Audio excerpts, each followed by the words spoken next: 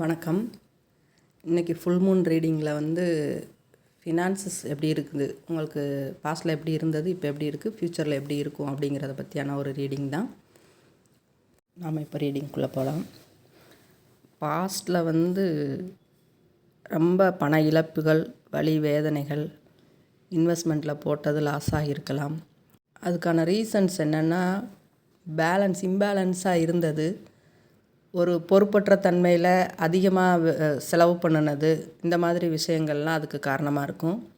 அளவுக்கு அதிகமான ஆசைகளும் மனசை கட்டுப்படுத்தாத ஒரு தன்மையினாலையும் அந்த இழப்புகள் ஏற்பட்டிருக்கலாம். இந்த பாஸ்ட்டுக்கு எனக்கு வந்திருக்க மூனாலஜி கார்டு பயங்கரமாக இருக்குது. Ketu, don't let your past hold you back. உங்களுடைய கடந்த கால வழிகளையே திரும்ப இழுத்து பிடிச்சிக்கிட்டே இருக்காதீங்க அப்படின்வாங்க. கேது என்ன சொல்லுவார்னா, லெட் கோ, அதாவது விட்டுருங்க, நீங்கள் அதை விட்டால் மட்டும்தான் அடுத்த ஸ்டெப்புக்கு நம்ம மூவ் ஆன் பண்ண முடியும் அப்படிங்கிறத அவங்க வலியுறுத்துவாங்க. ஸோ உங்கள் பாஸ்ட்டை ரிலீஸ் பண்ணுங்கள். ஐ ரிலீஸ் த பாஸ்ட் அப்படின்னு சொல்லுங்கள். அண்ட் இது ஒரு கார்மிக் கார்டு மாதிரி தான் தெரியுது எனக்கு. இப்போ இன்னொரு கார்டு வந்திருக்கு, a time to give rather than take. New moon in Virgo அப்படிங்கிறது கன்னி ராசி. இப்போது அஸ்ட்ராலஜிக்கலாக கன்னி ராசியில் தான் கேது இருக்கிறாரு. ஸோ இது நம்மளுடைய கடந்த பிறவியில் உள்ள கடனாக கூட இருக்கலாம்.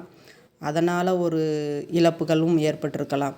ஸோ அதை விட்டுட்டு அதை இழுத்து பிடிச்சிட்டே இருக்காமல் மூவ் டு நெக்ஸ்ட் ஸ்டெப். நீங்கள் இந்த இழப்பையே நினச்சிட்டு இருக்கிறம்போது உங்களோட உடல் ஆரோக்கியம் கூட பாதிக்கப்படலாம். ஸோ அதை விட்டுட்டு இப்போ என்ன பண்ணணும், ப்ரெசண்ட்டில் என்ன பண்ணணும் அப்படிங்கிறத பற்றி யோசிங்க. உடல் ஆரோக்கிய கோளாறுகள் இருந்தது அப்படின்னா ஆல்டர்னேட்டிவ், அதாவது பாரம்பரிய மருத்துவம் எடுத்துக்கிறது நல்லது. இது ஒரு புதிய தொடக்கத்தையும் குறிக்கும். இன்னொன்று, புதிய அந்த நாம் எடுக்க போகிற ஸ்டெப்பில் கவனமாக இருக்கணும் அப்படிங்கிறதையும் இது குறிக்குது. இப்போது ப்ரெசண்ட்டில் எனர்ஜி நல்லா இருக்குது. நியூ ஆப்பர்ச்சுனிட்டிஸ் வரும். நீங்கள் நினச்ச காரியங்கள் எல்லாம் வெற்றியாகும்.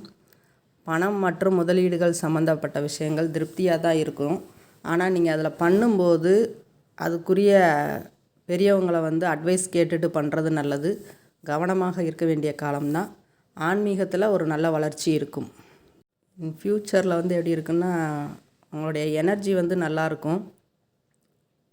தடையை தாண்டி முன்னேறுதலை தான் குறிக்குது. நல்ல துவக்கமாக இருக்கும்.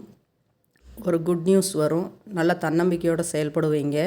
அனைத்து விஷயங்களுக்குமே இது சாதகமான தருணம் தான். திட்டங்களை கரெக்டாக செயல்படுத்துறதுக்கான ஒரு நேரம். அனாவசிய செலவுகளை குறைத்து பண வாய்ப்புகளை நல்ல விதமாக பயன்படுத்திக்கோங்க. இந்த கார்டு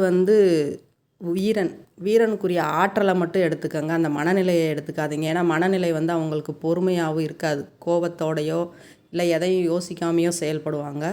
அந்த தன்மையை விட்டுட்டு அந்த ஆற்றலை மட்டும் எடுத்துக்கிட்டு அந்த தன்மையை பாசிட்டிவாக மாற்றிக்கங்க.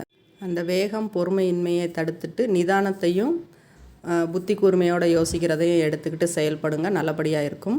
விநாயகர் வழிபாடு உங்கள் தடைகளை எல்லாம் தகர்த்து வெற்றி பெற வழிவகுக்கும். நீங்கள் எல்லா நலமும் வளமும் பெற்று வாழ வாழ்த்துக்கள்.